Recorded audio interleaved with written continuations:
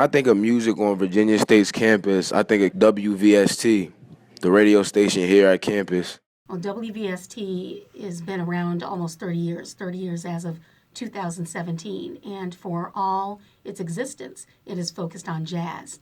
Many HBCU radio stations have either always been that way or have switched their focus to jazz.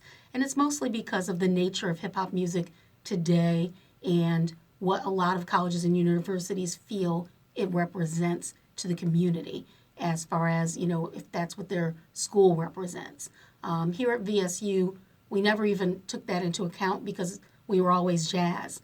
But being jazz wasn't a decision made lightly. It was made because if you're going to teach students how to have a radio station, the number one thing you don't want to teach them is do what you feel. You want to do what is needed, what you feel will do well in your market. And in this market in Central Virginia, there's never been a full-service jazz station. What we do is we take the jazz and we blend it with other genres. So we have a very unique blend of jazz and R&B that's actually quite palatable for all. Our audience ranges in age from the student population to, it doesn't end. One assumption that's always made is the students don't listen because it's jazz. And we found that not to be true. When people win contests, we get a chance to see who listens to our station, and we get a chance to hear who listens to our station. When I think of music on Virginia State's campus, I think of KK Psy. My name is Eric Hutcherson. I am a senior mathematics major with a minor in secondary education. I am the current president of the Zeta Psi chapter of Kappa Kappa Psi, National Honorary Band Fraternity Incorporated. I am also a Spring 16 initiate of the Sigma Zeta chapter of Phi Mu Alpha Symphonic Fraternity of America Incorporated. Okay. Being a member of two music-based fraternities, how has music enhanced your college experience? Networking, of course. In January, we have the Honda Battle of the Bands, and that's a great opportunity for both organizations to go to Atlanta, Georgia, at the Georgia Dome, and network with other brothers and even sisters of our sister organizations. Dealing with pop culture, should the university put more of an emphasis on the arts? Absolutely. Music is the greatest of the arts, and for some people it's an escape, Sometimes you got to get away from like schoolwork and all that type of monotony stuff, and having some type of artistic ability and being able to express yourself artistically is it have a lot of emphasis and a lot of money put towards it as well. In your opinion, what artist or music group has made the most positive impact on the university recently? I would have to say Kirk Franklin, because a lot of us, my current generation, we grew up on Kirk Franklin. He came around by the 90s, and that I know of. And he was very popular then. He's very popular now. So when he came to campus, I kind of went buck wild and was excited to see him actually come and perform for us. What would be your last words to all the undergraduate musicians coming in after you? I would first say believe in yourself always. You're always going to have haters. You always have naysayers. Believe in yourself always. Work on your craft. Perfect your craft. Think about what you're doing when you do it. Like premeditate your moves. Also, just work hard. It's going to be some late nights. Just work hard. It'll be worth it in the end. If you lose something, redo it again or make something better. Always challenge yourself to do something better. When I think of fashion, I think of urban modeling, such as urban couture.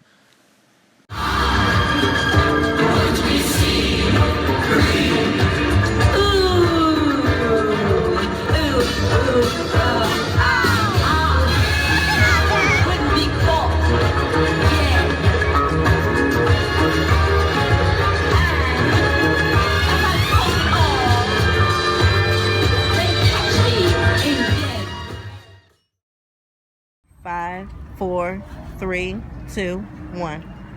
Good afternoon, my name is Robert Walker. I am a senior here at Virginia State University, and my major is IDST with a minor in community-based education, and I am the UC president. What does Urban Couture do? Urban Couture basically is an urban modeling team that doesn't also just strictly do modeling. We do things fashion-wise, and we do a lot of community service. How does pop culture determine what music you guys use to dance? I would say that the pop culture music determines what we dance to. Is basically what's popular here and what's basically trendy. So whatever song that you can basically dance to is something that we would honestly use to. Since a lot of our UC technique is basically precision, and everything that we do is basically precise. So we try to match the moves to the music. And how does pop culture influence what y'all models wear during runway? Usually, doing whatever show that we basically have, we usually have a theme. And the last thing that we basically had was The Wiz.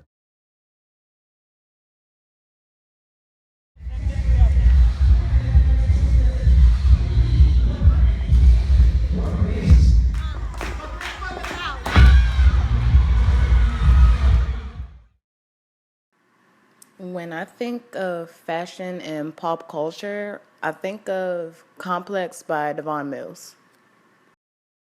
Devon Mills, I'm a senior here, sports management major, and I am the creator of Complex by Devon Mills. So what made you decide to just create Complex? I was in high school and I was basically like dressing like everybody else, trying to fit in. So I was just thinking of ways to separate myself and starting my own brand, wearing my own stuff, which is one of the things that came to my mind. I was always known for my style, so people expected it like in high school. So I just took the idea and ran with it. And here we are today. So would you say pop culture helped influence your decisions Like on your based on- designs? Yeah, definitely. Like I'm big on the 90s era. Like I just released a vintage 90s tee, Lil Kim and Tupac Shakur. So it definitely, I'm influenced by like the 90s, 80s era.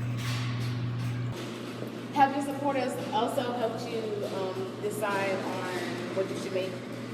Yeah, they give me like pointers here and there, like suggestions, what they would like to see me make. Like especially what I just released, the vintage magazine tee where I did Lil Kim and Tupac. A lot of people said they wanted to see like Aaliyah next and TLC and Biggie, of course. So we didn't have the trends of wearing your pants lower, and I've seen how that trend has kind of started to move. I mean, it was pants used to be really baggy and low. Now they're not as baggy and they're skinny and not as low. But still, I think that's a trend I think that's been around longer than any trend I've ever seen. By the way, kind of sagging the pants. But in our day, it was baseball caps. People really got into wearing caps, and it was the beginning of, if you can remember, there was a time when you're not. Well, it still does exist, but it was even bigger where you're not supposed to wear hats indoors for guys. right. And that was our kind of pants sagging moment. So everybody was wearing a baseball cap, and everybody was wearing a baseball cap everywhere. And you wouldn't be able to find a college picture of me without a cap. I can go into music. This is 86 when I started school. So hip hop was on, but I was from Chicago. It was more of a New York thing.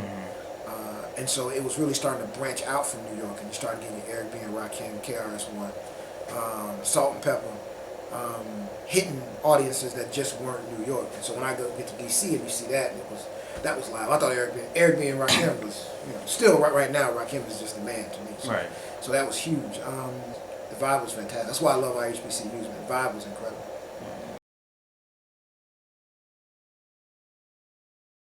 We need top three favorite artists. Yes, your top 3 favorite artists. Meek, J. Cole, and Jay-Z.